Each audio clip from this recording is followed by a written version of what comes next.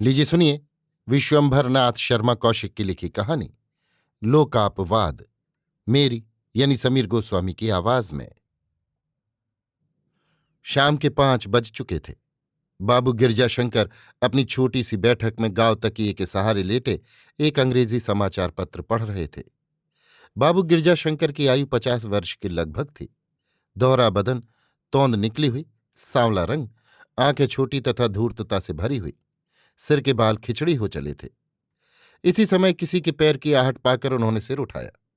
सामने एक व्यक्ति हाथ में छोटा सा हुक्का लिए खड़ा था। इसकी आयु 27-28 वर्ष के लगभग थी। गौरवपूर्ण इकहरा बदन, शरीर पर केवल एक बनियान थी। इस व्यक्ति को देखते ही गिरजाशंकर ने किंचित मुस्कुराकर कहा, आओ। आगंतुक चप्पल उतारकर बाबू साहब के सामने जा बैठा। बाबू साहब उठकर बैठ गए।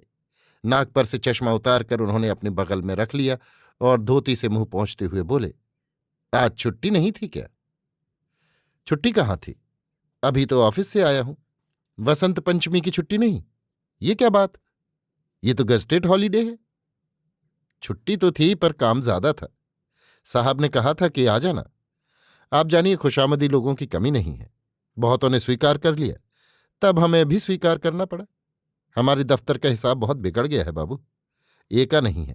हर शख्स ये चाहता है कि साहब को खुश करके अपना मतलब गांठे। कोई कायदा कानून नहीं। साहब का हुक्म ही कायदा कानून है। लोग खुशामद के मारे छुट्टी के दिनों में काम करने पहुंच जाते हैं। जो नहीं जाता वो साहब का कोपभाजन बन जाता है। इतना कहकर आगंतुक को हुक्का सटकाने लगा। बाबू गिरजाशंकर बोले, कभी ईसाई छुट्टी में साहब भी काम करने आता है? कभी नहीं। ईस्टर, बड़ा दिन और जो भी ईसाई त्योहारों की छुट्टियां होती हैं, उन छुट्टियों में साहब खुद कभी नहीं आता। पर हमारे हिंदुस्तानी भाई अपने त्योहारों की छुट्टी में भी आते हैं। यही मैं भी समझा था। साहब अपनी छुट्टी में कभी नहीं चूक सकता। इसी समय एक 13-14 वर्ष का लड़का हाथ में एक पोटली लिए हुए आया और आगंतुक की ओर हाथ बढ़ाकर बोला, ले बाबू, ये 2 पैसे बचे हैं। आगंतुक ने पैसे लेते हुए पूछा, क्या क्या लाया? लड़का बोला, 4 पैसे का शलजम, 2 पैसे के आलू, 2 पैसे का प्याज। शलजम क्यों लाया? गोभी क्यों नहीं लाया? मैंने गोभी लाने को कहा था। माँ जी ने मना कर दिया था। क्या कहा था? आगंतुक ने भौं से कोड़कर कहा। कहा था कि गोभी न लाना, शलजम लाना। कहकर नवागंतुक चुप हो गया। लड़का चला गया। नवागंतुक के माथे पर बल पड़े थे और वो जल्दी जल्दी हुक्के का कश खींच रहा था। गिरजाशंकर बाबू बोले, तुम्हारा नौकर ये लड़का बड़ा चंट है। अव्वल दर्जे का पाजी है। मेरा कहना कभी नहीं करेगा। जब करेगा माँ जी का कहना करेगा। मैं कह आया था कि गोभी लाना, शलजम मुझे अच्छी नहीं लगती, पर गोभी नहीं लाया, शलजम ही लाया। माँ जी ने जो कहा सुलाया। क्यों भाई श्यामाचरण, मैं बहुधा ये देखता हूं कि घर में तुम्हारी बहुत कम चलती है। बुरा ना मानना। घर? घर नहीं, नरक। इसीलिए तो मैं और भी छुट्टियों में ऑफिस चला जाता हूं। सच्ची बात है, आपसे आज बता रहा हूं। अभी ऑफिस से आया, कपड़े उतारे, हुक्का भरवाया और सीधा यहां चला आया। घर में 1 मिनट नहीं बैठा। घर घर हो तो बैठने को जी चाहे। आखिर ऐसा क्यों है? भाग्य, और क्या कहूं। तुम घर के स्वामी हो, तुम्हारी पहले मानी जानी चाहिए। मैं घर का स्वामी? राम का नाम लो बाबू। घर की स्वामिनी के आगे स्वामी की कोई हस्ती नहीं। मैं तो खाली रुपया कमाने की मशीन हूं, बस। ये बेज़बात है। हमारी पत्नी महारानी बड़े घर की बेटी है। हर बात में अपना ही हुक्म चलाती हैं। मैं आम कहूंगा तो वे इमली कहेंगी। मैं जो कपड़ा पसंद करूंगा वो उनके पसंद कभी ना आवेगा। मुझे कपड़ा पहचानने की तमीज ही नहीं। मैं तो जो चीज खरीद कर लाऊंगा उसमें सदा कोई ऐब निकल आवेगा। पत्नी महारानी जो कुछ करे उसमें ब्रह्मा के पिता भी कोई दोष नहीं निकाल सकते। मैं हर महीने तनख्वाह ले आता हूं। इतना काम तो ठीक करता हूं, बाकी सब गलत। तनख्वाह लाने के अतिरिक्त और मुझे कुछ आता नहीं। इतना कहकर श्यामाचरण हुक्का गुड़गुड़ाने लगा। गिरजाशंकर हंसने लगे। हुक्का गुड़गुड़ाकर श्यामाचरण पुनः बोला, आपके लिए हंसने की बात है, आप हंस सकते हैं, पर मेरे हृदय पर जो बीतती है वो परमात्मा ही जानता है। गिरजाशंकर अपने हंसते हुए मुख को बलपूर्वक गंभीर बनाकर बोले, निस्संदेह ये बड़े दुख की बात है। तुम ही ऐसे हो जो सहन करते हो। मैं तो कभी न सहन करूं। सहन न करूं तो क्या करूं बाबू। शांति प्रिय आदमी ठहरा, कलह से जी घबराता है। घर में जब कलह होती है तो कहीं भाग जाने की इच्छा होने लगती है। इस कारण अपना मन मारना पड़ता है। इससे शांति तो रहती है। ऐसी शांति किस काम की। दोनों समय पका पकाया भोजन मिल जाता है, रात को आराम से पैर फैलाकर सो लेता हूं। बस यही शांति है। तब फिर घर को नरक क्यों बता रहे थे? जहां शांति मिले वो नरक कैसे हो सकता है? हमारे जैसे प्राणी नरक में भी शांति ढूंढ लेते हैं। ठीक, तब फिर शिकायत करना व्यर्थ है। बात उठती है तो वास्तविक दशा बतानी पड़ती है। परंतु एक बात बताता हूं बाबू, किसी दिन सुन लोगे कि श्यामाचरण घर छोड़कर चला गया। अरे ऐसा न करना, मैं थोड़े ही करूंगा।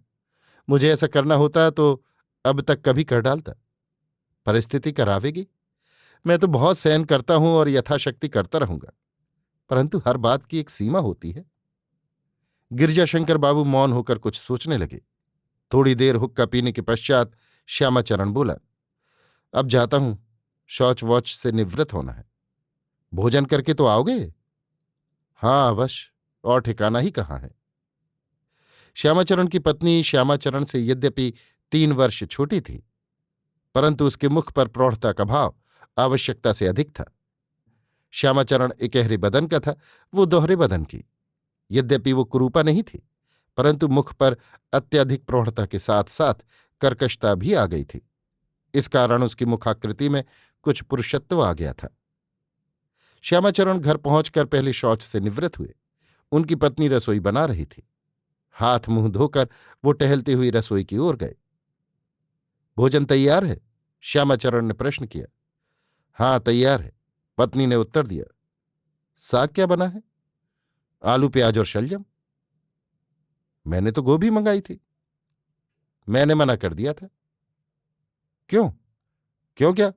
गोभी शलजम से अधिक अच्छी होती है। पर मुझे तो शलजम अच्छी नहीं लगती। अच्छी चीजें तुम्हें कब अच्छी लगती हैं? तो मुझे सब खराब चीजें ही अच्छी लगती हैं। अब रार तो बढ़ाओ ना, खाना हो तो चुपचाप बैठकर खा लो, और जो ना खाओ तुम्हारी इच्छा। जान पड़ता है भूख नहीं है, तभी इतने नखरे कर रहे हो। क्यों, खाया क्या है? अब ये तो तुम ही जानो। भूखा आदमी इतनी मीन मेख नहीं निकालता, जो कुछ मिले चुपचाप खा लेता है। तो तुम्हारे हिसाब से भूखा आदमी अपने मन का भोजन पाने का अधिकारी ही नहीं।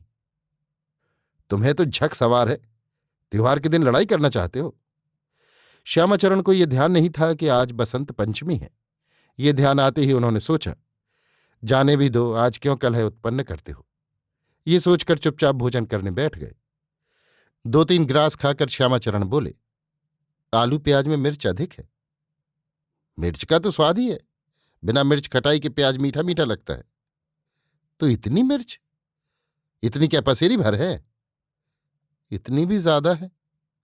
हाँ, आज तो तुम्हें सब में कुछ ना कुछ ऐब ही दिखाई पड़ेगा। गोभी नहीं बनी है ना? अरे तो क्या मैं झूठ कह रहा हूं या जबरदस्ती ऐब निकाल रहा हूं?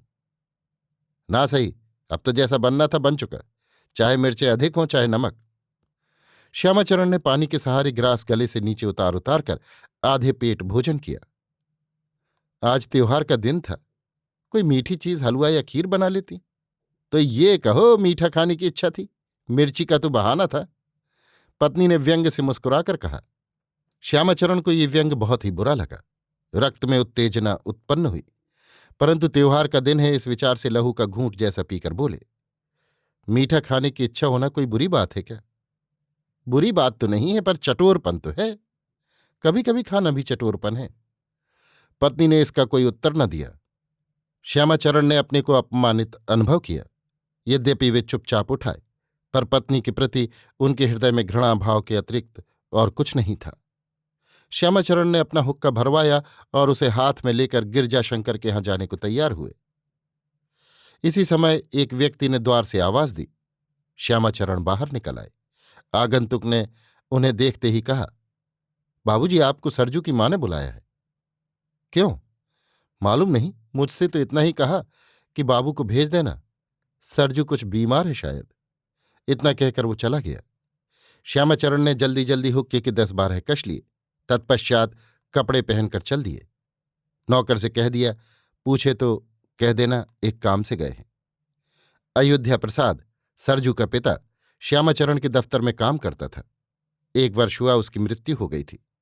मरते समय वो श्यामाचरण से कह गया था, मेरे बाल बच्चों का ध्यान रखना। अतएव श्यामाचरण महीने में एक आध बार उनकी खोज खबर ले लेते थे। श्यामाचरण अयोध्या प्रसाद के मकान पर पहुंचे। अयोध्या प्रसाद की पत्नी को देखते ही उन्होंने पूछा, क्यों सरजू कैसा है? अच्छा है, सो गया है। अयोध्या प्रसाद की पत्नी की वयस 25 वर्ष की लगभग थी। गेहूं रंग, दोहरा बदन, नखशिख साधारणतः सुंदर, आंखें बड़ी बड़ी तथा करुणापूर्ण। श्यामाचरण बोले, वो आदमी जो बुलाने गया था कहता था कि सरजू की तबीयत खराब है। नहीं, ऐसी कुछ खराब नहीं है, ऐसे ही जरा जुकाम हो गया है। उस आदमी ने यों ही कह दिया होगा। आज सरजू आया नहीं, न जाने कहाँ रह गया, इसी से दूसरा आदमी भेजना पड़ा। आज त्योहार का दिन था, चीज वस्तु मंगाने में ऐसी दिक्कत हुई कि क्या कहूं। लड़का बड़ा खिलाड़ी है, क्या करें, सिर्फ 4 रुपये महीना देना पड़ता है, इससे उसे रखे हूं। आदमी नौकर रखूं तो 10-12 रुपये से कम नहीं लेगा, इतना देने को कहाँ पाऊं। मकान का कुल 25 रुपये किराया आता है, उसी में सारा खर्च चलता है। इतना कहकर सरजू की माता ने दीर्घ निश्वास छोड़ी। श्यामाचरण बोले, देखो कोई दूसरा लड़का मिलेगा तो भेजूंगा। हाँ, पर जरा काम करने वाला हो, खिलाड़ी ना हो।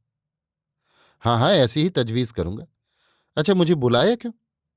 सरजू की माता किंचित मुस्कुराकर लजाते हुए बोली, आज त्योहार का दिन था, खाने वाने को बनाया था, कुछ थोड़ा खा लीजिए। खाना तो मैं खा चुका हूं, अभी अभी खाकर उठा ही था कि तुम्हारा भेजा हुआ आदमी पहुंचा। सरजू की मां का मुख उदास हो गया, दुखी स्वर से बोली, क्या बताऊं, मैं तो सुबह ही कहला भेजती कि आज भोजन यहीं करना, पर कोई आदमी नहीं था, तड़प तड़प कर रह गई। इस समय वो किराएदार किराया देने आया था, तब उसी को भेजा। क्या कहूं, ऐसा पछतावा है कि मैं ही जानती हूं। श्यामाचरण ने पूछा, क्या क्या बनाया है? पूरी, कचौरी, आलू गोभी, जमीकंद, पालक है, मटर पड़ी हुई, पापड़, रायता, चटनी, हलवा, बस यही चीजें हैं। जो जो चीजें आपको पसंद है वहीं बनाई हैं। यद्यपि श्यामाचरण भोजन कर चुके थे, पर खाया था उन्होंने आधे ही पेट, क्योंकि रुचि का भोजन नहीं था। अतएव इस समय अपनी रुचि की चीजों का नाम सुनकर उनके मुंह में पानी भर आया। उन्होंने कहा, खैर तुम्हारी मेहनत बेकार नहीं जाने दूंगा, लाओ, पर थोड़ा ही थोड़ा लाना। सरजू की मां का मुख खिल उठा। वो शीघ्रतापूर्वक थाली परोसने चली गई। इधर श्यामाचरण सोचने लगे, एक ऐसी स्त्री जिसकी मैं महीने में एक आध बार खबर लेता हूं, उसे मेरी रुचि का इतना ध्यान, और मेरी पत्नी जिसका मैं भरण पोषण करता हूं, जिसके लिए मैं अपने प्राण तक दे सकता हूं, उसे मेरी कुछ भी परवाह नहीं। सरजू की मां थाली परोस कर लाई। श्यामाचरण ने भोजन करना आरंभ किया। सरजू की मां सामने बैठ गई। कुछ क्षणों तक मौन रहकर वो बोली, उनके मरने के बाद ये पहला त्योहार मनाया गया है। बरसी हुए बिना कोई त्योहार नहीं मनाया जाता। आज आप ना खाते तो मुझे बड़ा कलंक होता। श्यामाचरण सरजू की माता का मुंह देख रहे थे। सरजू की माता के मुख पर हार्दिक प्रसन्नता थी। श्यामाचरण को वो बड़ी सुंदर दिखाई पड़ रही थी। श्यामाचरण ने मन ही मन सोचा, यदि ये मेरी पत्नी होती तो मेरा संसार स्वर्गतुल्य होता। ये पहला अवसर था जब श्यामाचरण के हृदय में उपर्युक्त विचार उत्पन्न हुआ। भोजन से निवृत्त होकर श्यामाचरण ने पान खाया। सरजू की मां ने सिगरेट की डिब्बी दी। श्यामाचरण अचकचाकर बोले, सिगरेट भी मंगा ली? हाँ, पीते हैं इसलिए मंगाई, सरजू की मां ने कहा। श्यामाचरण मुग्ध हो गए। सिगरेट सुलगाते हुए सोचने लगे, ऐसी स्त्री और विधवा, तिस पर लोग ईश्वर को दयालु कहते हैं। थोड़ी देर पश्चात श्यामाचरण विदा हुए। रास्ते भर उनकी आंखों के सामने सरजू की माता की मूर्ति फिरती रही और उनके कानों में ये शब्द गूंजते रहे, जो जो चीजें आपको पसंद हैं वही बनाई हैं। घर पहुंचे तो पत्नी ने प्रश्न किया, कहाँ गए थे? श्यामाचरण ने गंभीरतापूर्वक उत्तर दिया, स्वर्ग की सैर करने। पत्नी के माथे की स्थायी रेखाएं अधिक गहरी हो गईं। उसने पूछा, फिर लौट कैसे आए? नरक के प्राणियों को वहां रहने की आज्ञा नहीं है। तो फिर नरक ही में चले जाते। इस घर के अतिरिक्त भी कोई और नरक है क्या? ये नरक है तो तुम ही इस नरक में रहो, मैं कल ही अपने मायके चली जाऊंगी। श्यामाचरण ने कोई उत्तर न दिया। श्यामाचरण की पत्नी अपने मायके चली गई। श्यामाचरण ने भी उसे रोकने का प्रयत्न नहीं किया। उसने सोचा, अच्छा है, कुछ दिनों अलग रहने से शायद मिजाज दुरुस्त हो जाए।